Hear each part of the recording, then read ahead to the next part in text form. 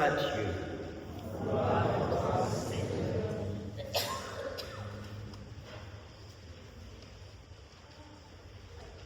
En ce temps-là, Jésus disait à ses apôtres: « Ne craignez pas les hommes, rien n'est voilé qui ne sera dévoilé, rien n'est caché qui ne sera connu. Ce que je vous dis dans les ténèbres, dites-le en pleine lumière. Ce que vous entendez au creux de l'oreille, proclamez-le sur les toits. Ne craignez pas ceux qui tuent le corps sans pouvoir tuer l'âme. Craignez plutôt celui qui peut faire périr dans la géhenne l'âme aussi bien que le corps. 2 moineaux ne sont-ils pas vendus pour 1 sou? Or, pas un seul ne tombe à terre sans que votre Père ne veuille. Quant à vous, même les cheveux de votre tête sont tous comptés. Soyez donc sans crainte, vous valez bien plus qu'une multitude de moineaux. Quiconque se déclarera pour moi devant les hommes, moi aussi je me déclarerai pour lui devant mon Père qui est aux cieux. Mais celui qui me reniera devant les hommes, moi aussi je le renierai devant mon Père qui est aux cieux.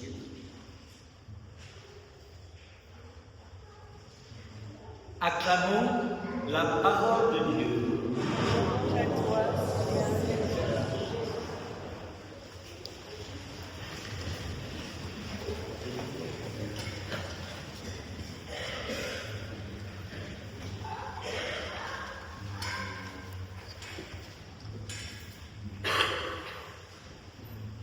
En entendant ces paroles,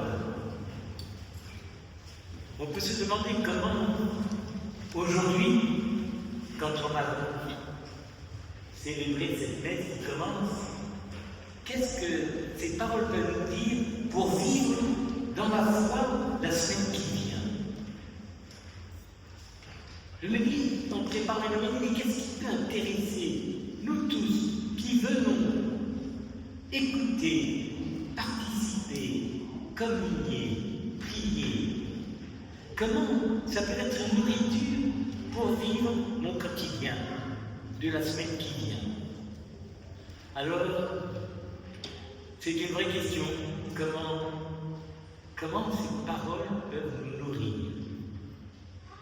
Je commencerai ces quelques jours, si vous le voulez, en réentendant ces phrases de l'Évangile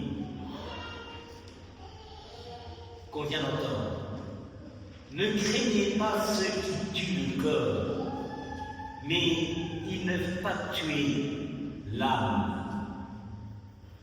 Ça vous dit quoi, frère? En entendant cette phrase. Il y en a encore. Ne cachez pas la bonne nouvelle de l'Évangile, mais proclamez-la à haute voix. Et encore celle-ci.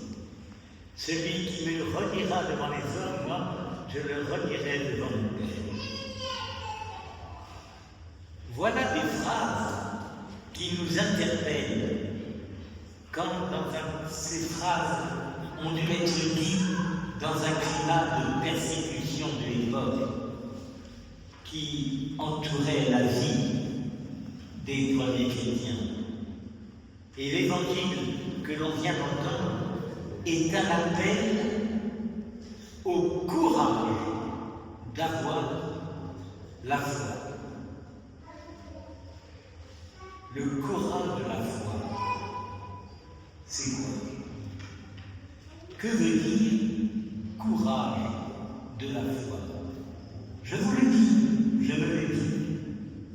Qu'est-ce qui résonne à mon cœur? Voilà quelques réponses possibles, mais il y aurait des autres à mettre dessus. C'est le courage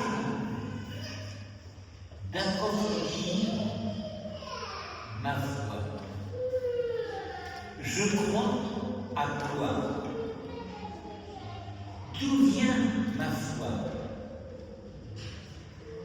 Qui me l'a transmise? Ça change quoi dans ma vie de tous les jours? C'est peut-être ça, le courage de la foi, la répondre en moi. Le courage de la foi, c'est aussi avoir le courage d'accorder mes convictions, notre façon de vivre, avec les appels de l'Évangile. Comment les paroles de l'Évangile me percutent dans ma foi? Comment, par exemple, cette phrase: aimez-vous les uns les autres comme je vous ai aimé. Ça percute quoi dans ma vie? Ça me donne quelle route? Le courage de la foi, c'est aussi m'engager dans la société pour y inscrire le sens de la justice et de la fraternité, ou c'est s'engager dans l'Église pour soutenir la transmission de cette foi par la catéchèse, par des associations charitables ou par d'autres moyens. Enfin, le courage de la foi, c'est le courage de dire et oser exprimer dans mon immeuble, dans ma famille, dans mon travail, oser exprimer qu'on a la foi en ce Dieu que Jésus-Christ nous a révélé. Dans l'Évangile, on peut entendre, vous avez dû l'entendre quand on l'a lu, dans l'Évangile, on peut entendre plusieurs fois cet appel: ne craignez pas. Cette crainte, cette phrase, cette crainte, ne craignez pas. Comment la surmonter, cette crainte? Peut-être, il y a plusieurs moyens, peut-être, j'en ai trouvé un là, en contemplant ce Père que son Fils nous a révélé. Le Père, il nous témoigne un Dieu qui nous dit qu'on a du prix à ses yeux. C'est quand même important d'entendre que ce Dieu que nous révèle les Écritures, nous avons du prix à ses yeux. Il nous témoigne d'un Dieu qui nous dit: vous allez bien plus que tous les oiseaux, que la multitude des oiseaux. Un mot vient percuter ce sentiment de crainte. Oui, c'est le mot confiance. Le mot confiance qui nous fait parfois défaut, peut-être pas vous, mais moi sûrement, qui nous fait parfois défaut, comme nous sommes touchés par des difficultés, par des épreuves dans nos vies.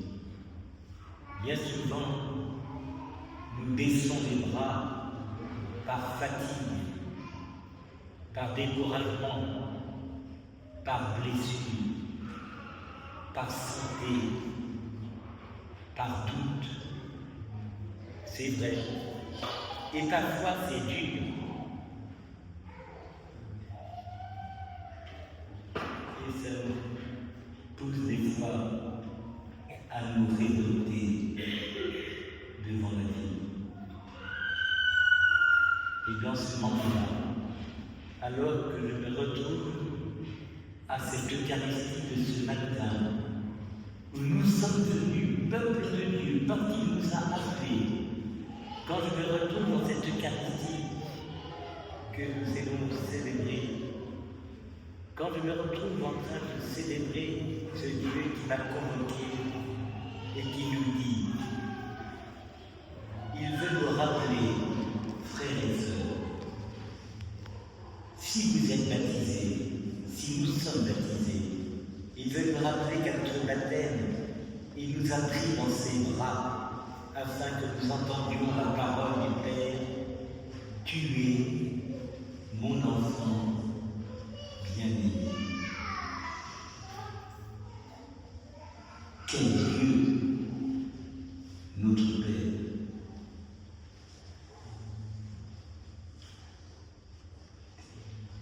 Il y a aussi cette phrase, je vous l'ai dit comme ça, mais répétons en nous ces phrases.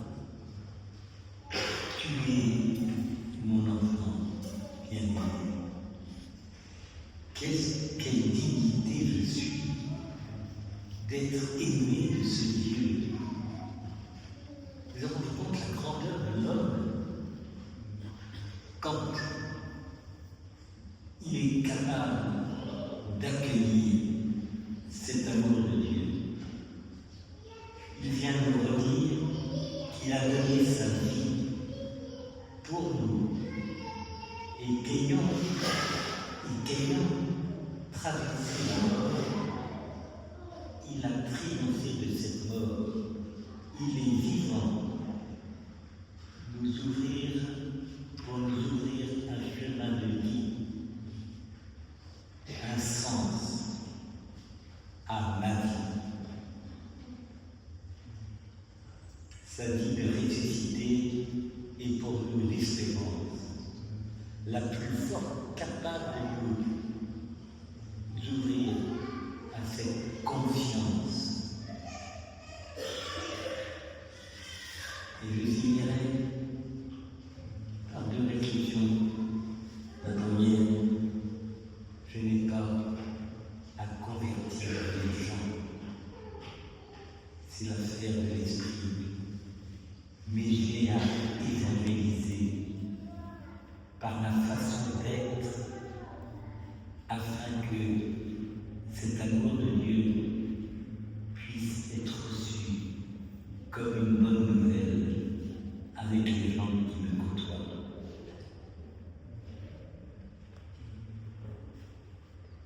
Avoir la force de dire à l'autre, mon frère, j'ai ma vérité, je crois en ce Dieu. Mais ce Dieu ne s'impose pas, il s'invite chez chacun des hommes. Et ce Dieu-là, s'il ne s'impose pas, s'il s'invite, alors quand je suis devant mon frère et que j'ai à lui dire que je suis croyant en ce Dieu de Jésus-Christ, j'ai envie de